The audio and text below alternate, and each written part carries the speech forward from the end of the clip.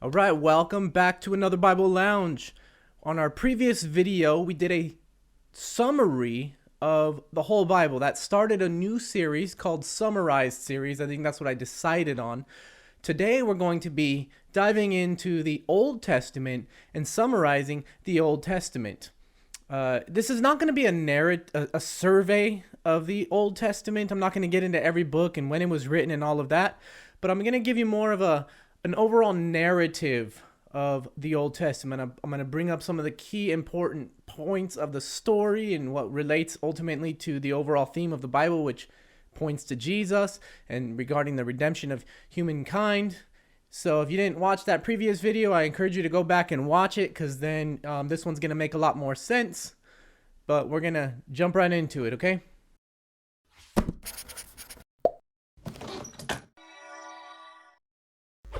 So before we actually get into the narrative, I thought it'd be important just to briefly go over the arrangement of the Old Testament, okay? The way the books are arranged.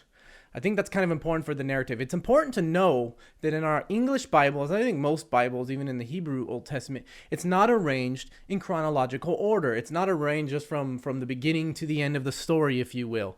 It's arranged based on the type of book that it is, okay? So for the arrangement in our English Old Testament, in most, if not all Old Testaments in English, it's arranged according to three different categories: the historical, the wisdom, and the prophets. Okay, those are essentially the three categories that the Old Testament books are arranged in. So for the historical, you have essentially Genesis through Esther. Okay, from Genesis to the Book of Esther, that's all regarded as historical. That's more of the history. It's more of books that are a narrative that from the creation all the way up to essentially the exile into Babylon, which is what Esther takes place. And then, Esther takes place after the Babylon, I believe, after the exile when they return. There's some Jews still out there, if I'm not mistaken. The next section would be the wisdom section, and that would be Job through Song of Solomon, or Song of Songs. So Job, Psalms, Proverbs, Ecclesiastes, all the way to the Song of Songs or Song of Solomon. Those are known as wisdom books or wisdom literature. They more focus on learning things, learning a specific reason or focal point, right? Psalms is not necessarily wisdom, but there's a lot of prophecy and wisdom and things and worship to learn. Of course, Proverbs is straight up wisdom and logic. And then we have finally the prophets. The prophets all the way go from Isaiah all the way to the end of the Old Testament, to Malachi. If you will, you can break down the prophets. They're further arranged, and what they're known as the major prophets and the minor prophets, not because any prophet is better than any other prophet, but because the books are bigger. Okay, so that is the arrangement of the Old Testament. And now we're going to get into the narrative. So you heard a little bit of the Old Testament narrative, a lot more summarized last week. Today, we're going to kind of get back into some of that stuff and then in further detail. So, of course, we start off in Genesis, right? You start off with the creation of humankind and the habitation of humankind. And that's essentially all the animals, the earth, the sea, right? And God creates human beings. And this is all in Genesis, between Genesis 1 and 11.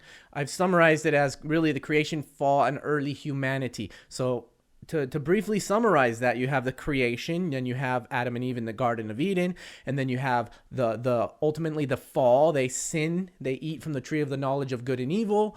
God is forced to curse them because he said, if you eat of the tree of the knowledge of good and evil, you will die on that day of it. And they did, and so ultimately they brought about death spiritually, and they brought about physical death. And then they were removed from the garden.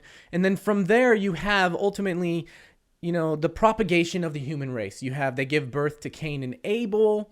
And then, of course, Cain murders Abel. And then the Bible seems to kind of follow the path of, if you will, we're going to call it the seed of promise. So ultimately, it's kind of like this weird motif where the Bible focuses really on the righteous lineage, so to speak, the lineage that would lead to Jesus. So Cain murders Abel, and then Cain would be kind of the descendant of the devil lineage, if you will. But the Bible really focuses on that descendant of the woman, right? The seed that will ultimately lead to Jesus. And so the Bible then focuses kind of on Seth and his kids. And ultimately we get to the story of Noah. I mean, ultimately you have an Enoch in there, who it's a weird story with Enoch. But when we get to the story of Noah, sin has reached a pinnacle, right? Humans didn't get any better. They got worse. Starting with Cain and Abel, they progressively got worse, up to the point where the world is full of humans at this point, and God reaches his limit of, and remember, the Bible tells us God is a patient, long-suffering God.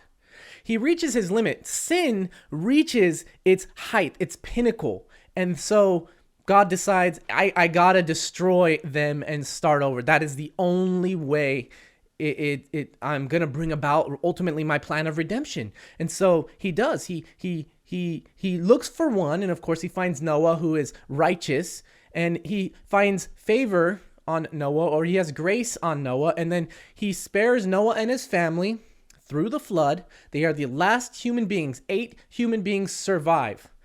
After the flood, then they are the ones to now propagate the earth again, to bring about the human population. And then we have the Tower of Babel. And of course, that's when humans, it seems like they all spoke one language, whatever that language is, we don't know. God, because they wanted to build a tower to heaven, ultimately it's a sign of humans' pride, right? God said, no. So I'm going to prevent them from being able to do so, from being able to work together. He separated them by languages. That's where, Babel comes from. If you ever wonder where that word Babel, it just comes from, like, all our languages are different. We don't understand another language. Any other language that you don't understand is kind of Babel, right? And so, yeah, that's Genesis 1 through 11. And then we get to Genesis. The next section would be Genesis 12 through 50. I call this section the Abrahamic Covenant. And the reason why is because that's really what it focuses on. So Genesis 12, we're introduced to this man named Abraham. God calls him to go out. He does. He listens. And ultimately, God makes a covenant with this guy, Abraham, and promises him the land of Israel, promises him that he will be a father of many nations, and also promises him a son, ultimately a son of promise. Remember what I said in the beginning? The Bible will follow this kind of righteous son of promise lineage. So he becomes a son of promise. Abraham, ultimately stumbles. He sleeps with Hagar and has Ishmael, and that God says is not going to be the son that the covenant will pass through. So ultimately, he waited. Him and Sarah eventually had a son. He named him Isaac. And then that's when we have that whole story of God calling him to offer Isaac on the altar. And of course, they both go up, and he does so, but then God stops him, and he proved that he was willing and he was righteous before God's eyes. He was willing to follow the Lord, and he became sort of the father of faith. And then the covenant passed on to Isaac, right? And then from Isaac, it passed on to his son, Jacob. And then from Jacob, it passed on to his 12 sons. Instead of just one, it's sort of now God took these 12 and is going to make them a nation. And ultimately, they were wicked, and they sold their one brother Joseph into slavery because they didn't like him because he was Jacob's favorite. That's sort of the story. So he goes into slave to Egypt. And ultimately you could see God working, right? Because now Joseph's in Egypt, but then this famine happens, and all of the people all over the land are forced to go to Egypt for food because God used Joseph to store all this food. And even that includes Jacob and his other 11 sons. They all eventually get to Egypt, and they find out, oh, well, that's our brother Joseph. And then the story ends in Genesis, ultimately with this covenant and God's people now, the covenant people in Egypt. So we have the people of Israel as slaves in Egypt. God determines after about 500 years it's time to release them. God's plan of redemption must continue, and he ultimately finds this guy Moses and uses this guy Moses to set the people free through these mighty wonders, these 10 plagues, if you will. By the 10th plague, Pharaoh finally lets them go, and they're released from the bondage of Egypt, and they finally enter into what is known as this wilderness place. It's this place between Egypt and Israel, and it is in that place that God takes these people of promise, right? Remember, we're following the lineage of the people of promise, the people of the seed of righteousness, if you will, the seed of promise. It's more the seed of promise, and makes them a nation. And this is where we get the Old Testament from. God makes a covenant with these people, tells them to build a tabernacle, institutes the priesthood, institutes the sacrifices, gives them moral laws, ceremonial laws, dietary laws to this special people group, right? So that they were the people of God, that they look different than every other people group on the earth, so that people would be able to look at them and say, God spared them from Egypt with a mighty hand, and now look at them, they are righteous people of God. And that was the idea, so that they were a special people under God, and that they had God's presence with them in the tabernacle via the Ark of the Covenant. And so we have then, now God makes this special covenant. And remember, this is also a continuation of the Abrahamic covenant. The Abrahamic covenant hasn't ended. It's now focused in on this nation. So this nation becomes now the recipients of Abrahamic covenant, and also they receive this new special covenant from God, which is known as the law of Moses. And then after 40 years, these people in their disobedience and wandering in the wilderness, it's finally time for them to go into the promised land. And from the time that they're in Egypt to, or really the time where Moses, the story of Moses begins, to them entering the promised land, that's Exodus, Leviticus, Numbers, and Deuteronomy. Exodus, Leviticus, Numbers, that's Exodus, Leviticus, Numbers, and that's Exodus, Leviticus, Numbers, and Deuteronomy. That's known as the law of Moses. All 5 books, technically Genesis through Deuteronomy, is known as the law of Moses. But for the sake of this narrative, the law of Moses really begins from Exodus to Deuteronomy. The reason why Genesis is included because Moses is most likely or really credited as being the author, so it's included. But really the law of Moses begins at Exodus through Deuteronomy when they're in wilderness and that covenant is established. Comes time for them to go into the promised land.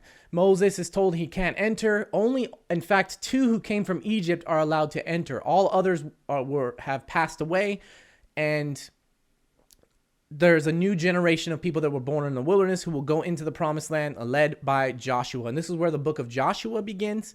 And they ultimately take the land. They go into the land. It's when you have the story of the spies, and that's when you have the story of really the walls of Jericho falling down. And ultimately they go and possess the land. That's really Joshua. They possess the land. They begin to take the land begins to be divided amongst the 12 tribes, and they each take their allotted portions. And then we have 2 books that are in between, that are after Joshua and before the times of the kings, which we have Judges and Ruth. And Judges and Ruth, especially Judges, if you want to summarize Judges, it's everybody did what was right in their own eyes. That's ultimately Judges. That's the people have been in the land, and yet they're showing themselves faithless to God yet again. And they're doing what's right in their own eyes. There's some horrendous things that have been done by even Israelite hands in there. Ultimately, that we get the story of Samson in there, the story of Gideon. God uses these leaders. These leaders are used for a time, and then they die off, and then Israel just does their thing. And so ultimately, we get to, after Judges, the Book of Ruth. And the Book of Ruth is important. It's a small little book, but it's important because it begins to God begins to focus the Bible with the Book of Ruth on the story of King David, who's going to be a very important figure, like Abraham. Probably the next most important figure, Abraham, Moses, and then David. So David's father is Jesse. Jesse's father is Obed. Obed's father is Boaz. So Ruth, she goes in and she finds this guy Boaz, and ultimately they get married, and then that leads to the lineage of David. Ultimately, their great grandson will be David. But before we get to David specifically, you have the story of Ruth, and then you have First Samuel. In First Samuel, we're introduced to this guy Samuel. He's a prophet, and we see kind of how he becomes a prophet. But ultimately, what's important is Samuel becomes the prophet who God uses to institute now the Israeli monarchy, where Israel becomes an actual kingdom, right? The Israelites, since the book of Judges, they weren't a kingdom. They were really a theocracy, that God was their king. They didn't have an earthly king. And really that proved to be not good for them because they were faithless to God as their king. Ultimately, they cried out for a king. Remember, they were made a nation to be different than all of the other nations, yet they cried out to be like the other nations. They wanted a king they wanted to be like the other nations with a king. So God answers their cry, and he gives them this man, Saul. If you know anything about Saul, he was a horrible king. He was not, in my opinion, and based on my reading, I don't think he was ever a real believer in God. He was never a real follower. He never really pursued God. So ultimately, God said, hey, you're being removed from your kingship. I'm going to choose another one after my own heart. And that's where the story of David begins. We see this guy David who's chosen, and then ultimately we hear about his story with the David and Goliath story, where he conquers this Philistine, he destroys him, and that makes David shine in the eyes of all the people. And ultimately, he does become king. There's a lot that happens in between, but he becomes king. And God establishes another covenant with David. Now, this is a very special covenant with David. David receives really a promise from God. And it says that David's seed will have the throne established forever. That somebody on David's lineage will sit on the throne forever. The reason why it's important is because to this day, there was no king that's sitting on the throne forever except one. And that's Jesus. And Jesus can be traced back to the lineage of David. And that's why it's important in Matthew and in Luke that we see the genealogies of Jesus. So ultimately, that promise was, hey, basically, David, your son is going to be the Messiah. Your future distant descendant is going to be the Messiah. And then we get to the point where, because of Israel's disobedience, and after David, you have kings that rise up, most of them are wicked. The nation is split between the north and the south, ultimately Judah and Israel, and they have two separate kings. And Judah is the one that I think, if I remember correctly, has continuous, mostly faithful kings, but Israel has constantly bad kings. And ultimately God reaches the point where, like, hey, you've broken all the covenants. Remember what I promised in Deuteronomy? Not really promise. It's kind of a bad promise, right? That you will be cursed, that you will be taken from your land. So ultimately, the Israelites are then exiled into Babylon, and they are there for 70 years. And then the story goes, when they return to Babylon, they build a new temple, which I didn't mention. I forgot to mention that David was also the one to ultimately establish building the temple, but Solomon built it, his son. But David had in his heart to build it. God built the temple through Solomon. That's when the first temple was built. They go into Babylon. They come back after exile, and they establish the second temple. But ultimately, all the way from 1 Samuel to the 2 Chronicles, that is essentially the kings, the history of all the kings, and the kingdom, the monarchy of Israel.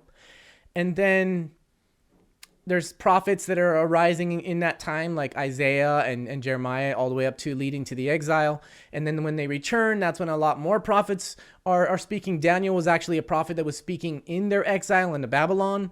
And then there's other prophets that are prophets after the exile when they're back in the land. And ultimately, the Old Testament ends when they're back in the land and they are just starting to rebuild the second temple. And then basically, if I'm not mistaken, there's about a 400 or 500, something like that, year gap between the Old Testament and the New Testament. Now, this is known as the Maccabean period. This is the time where the story of Hanukkah takes place. The real story of Hanukkah, if you didn't know, maybe I'll do another video on that, I don't know. But between that time, that the Bible's silent on that time, but we do know in Jewish history they record the story of Hanukkah, a great story. If you don't know it, I encourage you to look it up, just Google it or something. But yeah, ultimately, that is the Old Testament, the narrative summarized. I hope this helped you. I hope this clarified the story. I tried to focus on all the things that are ultimately important, like what that regard the redemption of mankind, what God was doing and making the covenants and ultimately bringing about redemption, which we'll see in the New Testament. But all of that was being brought about as God makes these covenant people, makes a covenant with Abraham, and then establishes the Old Testament. We're going to call that the Law of Moses, and then makes a promise to David and makes this kingdom, and they build the temple, and ultimately all the way pointing to a Messiah. Okay, so that was the Old Testament summarized.